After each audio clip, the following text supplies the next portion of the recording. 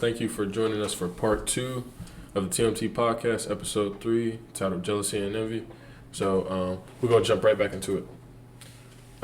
So question I got for y'all is, what do you think the most dangerous thing about being jealous or envious of someone else or things is?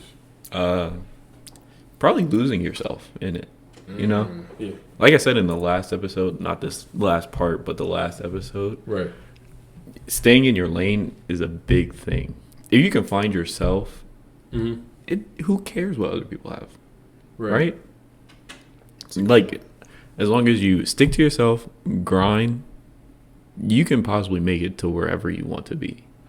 That's true. Some people are put in like bad situations that they possibly can't make it out of. But if you bet on yourself, how can you lose? Right, exactly. Nah, that's a good one, not losing yourself. Yeah, I like that. Yeah. I really think by being jealous and like irrational jealous, because there's different types of jealousy. We'll get into that later. But being irrationally jealous and being envious takes away from what you already bring to like your life and to the people around you. Because a lot of people, they don't really understand the impacts they have on others and like what they can do because they're so busy looking at everyone else. So like in tune with like what you're saying about staying in your lane, by being envious and jealous of others, you are actually doing a disservice to yourself because you're not really appreciating and valuing who you are. Right. And like, we're not all going to be the same. And I feel like a lot of people, when they're envious of things, they are envious of, like you were talking about earlier, the material things and like maybe some other situations that don't really matter, like looks. Like everyone is beautiful in their own way, if I'm being honest. So like your beauty doesn't have to match up with Rihanna's. Your handsomeness doesn't have to match up with like Denzel Washington, Michael B. Jordan, whoever, whatever. You know what I mean? Like, I thought you were going to say yourself. Oh, well, me too. Yeah, sure. I'll throw myself in there. Like, not all y'all are going to be as good looking as me. Sorry. But that's okay. Because if you like understand who you are, like in terms of like what you bring and don't worry about everyone else, appreciate them. Sure. Like, because I feel like being envious and admiring are like antonyms. You could admire someone and you could be like, okay, I really like that he's like this or he has this. That's cool. But you could like, instead of resenting them or being negative toward them because they have that, you could just be like, that could be motivation for you if you can actually achieve it. Now, obviously like physical stuff like height, I can't be like, man, I want his height. Like you can't do that. But like things like that. But like other than that, yeah, for sure. Envy and jealousy, like those things will have you wondering, oh, maybe I'm just not good enough, when that's not fair to yourself, really. That's true. I'm glad y'all made those points. That's something I can even take home for real, especially that whole staying in your lane. Tim, what you said, I like that. Because that can literally rob people of time, you could go into depression. I would say envy is just admiration going in the wrong direction. Like, because really, all it is you really admire something about somebody. You know what I'm saying? You just going about it in the wrong way. And it's in an unhealthy way. Right. It's just, going in that direction. So when it comes to jealousy, because I feel like we just hit that more so, what do you think the most dangerous thing about jealousy is? I'm going to say this. Proverbs 6:34 says, "For jealousy is the rage of a man, therefore he will not spare in the day of vengeance." Now, like we talked about earlier, that can be taken in so many different ways, like jealousy, because it can be provoked, or you can just be jealous through insecurity. But if somebody takes you to jealousy, obviously everybody responds differently to different things, and it takes a lot of maturity at times. Like if somebody provoked you to jealousy, it can take a lot of restraint to not do something to somebody based off of something. Somebody can provoke you to jealousy in a relationship, and not to go real getting into gloomy stuff, but say somebody cheated, right? That can take you to a level of jealousy you've never been before. It's like it's going to take restraint for you to not do something to that person.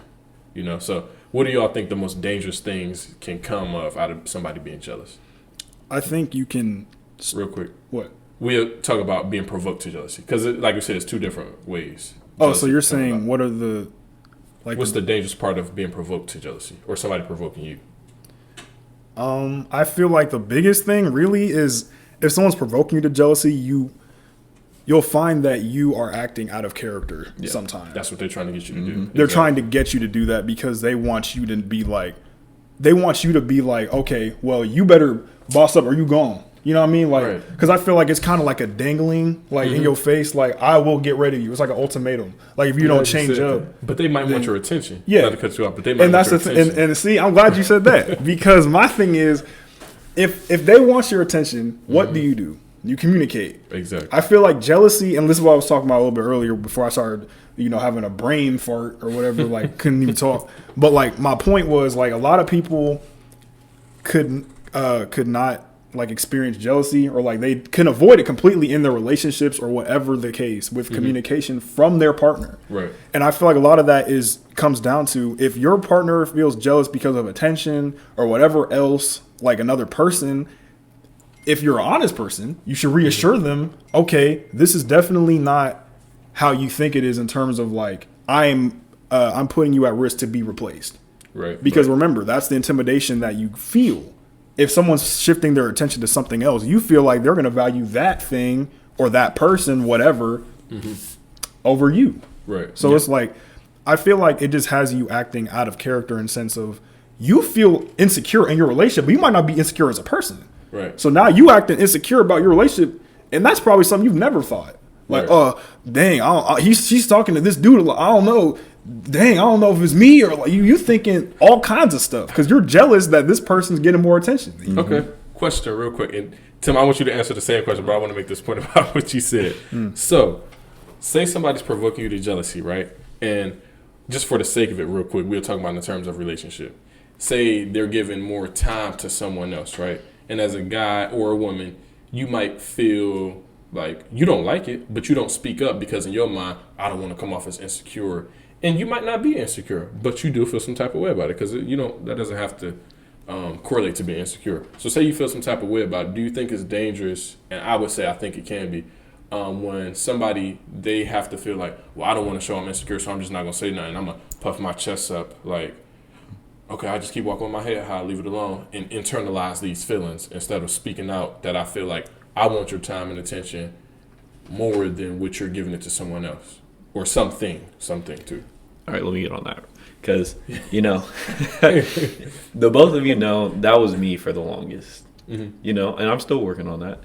And, I would just build things up, hold it. I mean, when you do that, what do you inevitably get? An outburst, break out. Like you can't hold it, bottle everything up without it exploding one day, right? Right. So with that, you shouldn't be shamed to feel that way, expressing how you feel because, that's how you feel at the end of the day. Like, and that gets back to the, gaslighting to where your partner may push you to feel, oh, you shouldn't feel that way. Right. Well, why can't I? Right. I'm glad you said that because when it comes to things about jealousy and envy, now envy, that's a different topic. So I'll stick with jealousy for now because I think it makes more sense when somebody has feelings about something.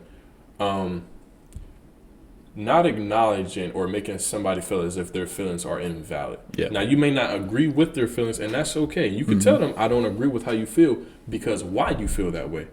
But that doesn't negate that they feel how they feel. Yeah. So say you might say something that rubs somebody the wrong way, and they feel some type of way about it. You're like, well, you shouldn't feel that way because that's not what I meant.